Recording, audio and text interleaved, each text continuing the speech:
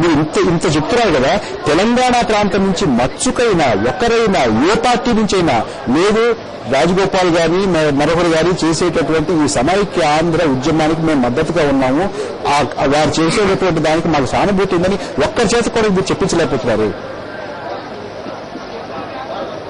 ముఖేష్ గారు స్పష్టంగా చెప్పారు కదా, ఉంటే సమైక్యవాదం ఉంటా లేదా హైదరాబాద్ వేరుగా కావాలని చెప్పారు. నాగేంద్ర గారు కూడా చెప్పారు. అలాగే గ్రేటర్ హైదరాబాద్ లో ఉన్న ఎమ్మెల్యేలు అందరూ భావన అదే ఉంది.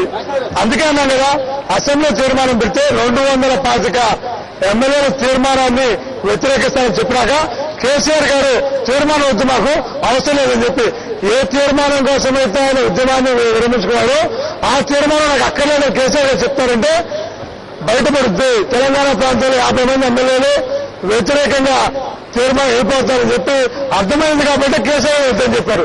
సో ఇంత స్పష్టంగా నేను చెప్పేదంటే బయట చెప్పడం వేరు, అంతరంగంలో విషయం వేరు. మన ఎన్నికల్లో మీరు చూశారు, సమైక్యవాదంలో ఉన్న పార్టీ కాంగ్రెస్ ఒకటే అని చెప్పి దాన్ని గెలిపించారు. వేర్పాటువాదంలో ఉన్న మిగతా పార్టీలు అన్నింటినీ ఓడించారు. అందుకని ఆ పార్టీలన్నీ వాళ్ళు మారాలి సమైక్య వైపు. కానీ ఇక్కడ ఏం జరిగింది విడ్డూరం ఏంటంటే ఓడిపోయిన పార్టీలు గెలిచిన పార్టీలు మారుస్తున్నాయి. దానికి వ్యతిరేకం. ఎందుకంటే ప్రజలకు వెళ్ళాం, ఒక మాట చెప్పాం, దాన్ని బట్టి మేము అంతా గెలిచాం. అందుకని కాంగ్రెస్ పార్టీ 2009 ఎన్నికల్లో తెలంగాణ చెప్పకుండా గెలిచాం కాబట్టి మొత్తం 156 మంది ఎమ్మెల్యేలు 33 పార్లమెంట్ సభ్యులు కూడా తెలంగాణ ఇస్తామని మేనిఫెస్టోలో అక్కడ చెప్పకుండా గెలిచాం కాబట్టి ప్రజల ఇచ్చిన వాగ్దానానికి అనుగుణంగా మనం నడుచుకోవాలి. అదే విషయాన్ని రాష్ట్ర కేంద్ర నాయకులు చెప్పాలి. సరే, మీకు తెలుసు కాంగ్రెస్ పార్టీలో ఎన్నికల ముందు కూడా చెప్పారు, టీఆర్ఎస్ తో పొత్తు పెట్టుకోకపోతే ఓడిపోతాం, తెలంగాణ వైపు చిత్తైపోతాం అన్నారు. ఎన్నికలు ఎప్పుడు చెప్పారు? ఎన్నికలతో రిజల్ట్ రాకముందు నేను 150 ఎమ్మెల్యేలు 33 పార్లమెంట్ గెలుస్తామంటే అనేక మంది తెలంగాణలో కాంగ్రెస్ నాయకులు ఖండించారు. కాంగ్రెస్ పార్టీ గెలవదు, వేరే ఆధారపడాలని చెప్పి చాటి చెప్పారు. పెద్ద నాయకులు వాళ్ళ పేర్లు చెప్పరు, సమావేశంలో పేర్లు చెప్తారు, ఏ నాయకులు నాతో వాదించారు. కానీ మీరు చూశారు, చెప్పిన ప్రకారం సీట్లు వచ్చాయి. రాజశేఖర్ గారు సోనియా గారి ఆశీస్సులతో కాంగ్రెస్ పార్టీని అందరినీ గెలిపించారు. ఇవాళ వైఖరి మార్చడం సబబు కాదు. ఇవాళ వైఖరి మార్చాలంటే టీడీపీ మార్చాలి. ఓడిపోయారు మీరు మన ఎన్నికల్లో.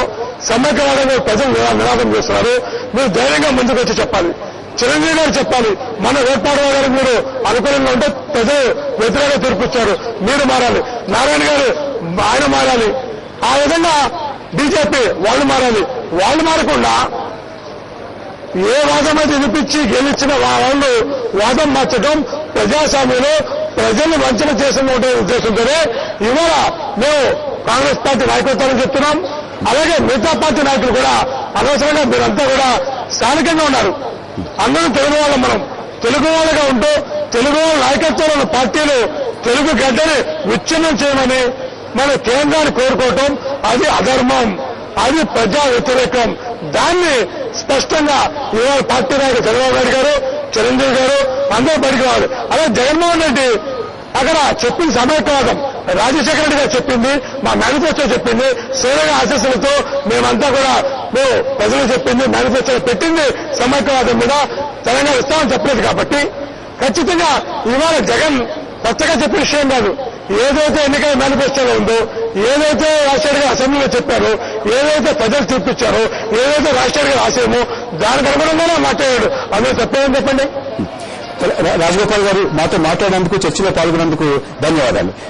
సీతారామారావు గారు తెలంగాణ శాఖను ఏర్పాటు చేయాలి అని చాలా బలంగా తెలంగాణలో ఉన్నటువంటి మీ పార్టీ నాయకులు కోరుతున్నారు మీ అధ్యక్షుడిని. ఒక పక్క కోస్తా రాయలసీమలో ఉన్నటువంటి మీ పార్టీ శాసనసభ్యులందరూ వెళ్లి మా రాజీనామాలు ఏమైనా సరే ఆమోదించమని స్పీకర్ దగ్గర పట్టుబడుతున్నారు. ఇవాళ ఒక విషయాన్ని మనం ఒప్పుకోవడానికి అందరం వెనక ముందాడుతున్నామండి. అన్ని పార్టీలు కూడా క్రాస్ రోడ్స్ లో ఉన్నాయి. ఇవాళ ఎవరు మాట్లాడినప్పటికీ రాజకీయ దళపనం కనపడుతుంది, కానీ స్పష్టమైనటువంటి అవగాహనతో మాట్లాడేటువంటి శక్తి లేకపోవడం నిజంగా దురదృష్టకరం. రాజకీయ నాయకులు వెయ్యి ఉండి ప్రజలను తమ మార్గంలో పెట్టుకోవాల్సిన స్థితిలో ఉండటం పోయి ప్రజలు ఒక విధంగా మంచి మార్గాన్ని చూపిస్తున్నప్పుడు దాన్ని కూడా ఆచరించకుండా ఇవాళ మాట్లాడినటువంటి నాయకులు ఇప్పుడు అది ఏమిటంటే ఇవాళ ఎవరినో దూషిస్తున్నారు, ఎవరినో ఇది చేస్తున్నారు. నిజంగా మాట్లాడితే మీరు ఏమైనానండి కానివ్వండి, చంద్రబాబు నాయుడు ఒకటి స్పష్టంగా చెప్పాడు. ఇవాళ మేము దీన్ని పరిశీలించడంలో దీని గురించి పూర్తి అవగాహన తెచ్చుకోవడంలో ఒక విధంగా విఫలమయ్యాము. ఆల్మోస్ట్ ప్రతి పార్టీ కూడా రెండుగా చీలిపోయేటువంటి పరిస్థితి ఉంది. ఉద్వేగంతో అందరూ చేస్తున్నారు. దీంట్లో ఇంత ఇంటెన్సిటీ ఉందనే సంగతి గమనించలేకపోయామని ఒక్క రాజకీయ నాయకుడు చెప్పాడు, ఇంకెవరు చెప్పలేదు.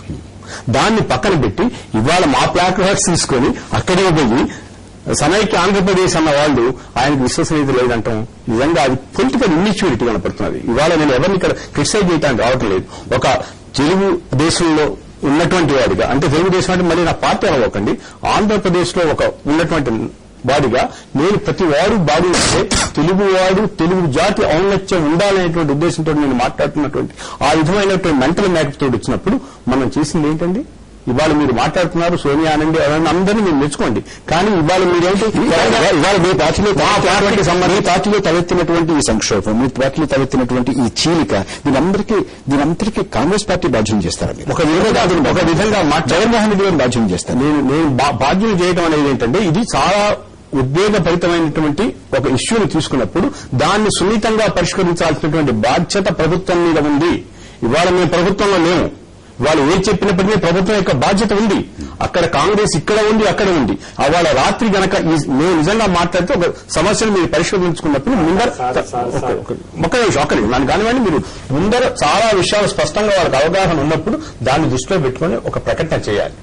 ఇవాళ మీరు ప్రకటన చేశారు, ప్రకటన చేసిన దాని మీరు ఆ ప్రకటన తొందరపాటు ప్రకటన చేయాలి. ఖచ్చితంగా అది తొందరపాటు కాబట్టే ఇవాళ మేము కాదు తదిమ వాళ్ళంతా బయటకు వచ్చారు. సత్యనారాయణ గారు తొందరపాటు ప్రకటన చేశారు. మీ పార్టీలోనే సమస్యలు తెచ్చుకున్నారు. అన్ని పార్టీలోనే సమస్యలు వచ్చాయి. అన్ని పార్టీలు కూడా ప్రధానమైనటువంటి పార్టీలన్నీ కూడా నెట్ట నిలువున చీలిపోయి ఉన్నాయి. ఇవాళ అది వాస్తవమే. కారణం ఏంటంటే అఖిల పక్షాలు పిలిచిన రోజు నేను కూడా ఆ మీటింగ్ లో ముఖ్యమంత్రి గారి సమావేశంలో ఉన్నాను. ఆ రోజు కాంగ్రెస్ పార్టీ అధిష్టానం కానీ కేంద్ర ప్రభుత్వం కానీ ఒక ఆలోచనతో ముఖ్యమంత్రి గారి వారి యొక్క ఆలోచన ఏంటి, వారి యొక్క విధి విధానాలు ఏంటి, ఈ తెలంగాణ కావాలంటారో సమైక్యవాదం కావాలంటారని ఒక ఆలోచనతో వాడినప్పుడు మీరు బిల్లు పెడితే మేము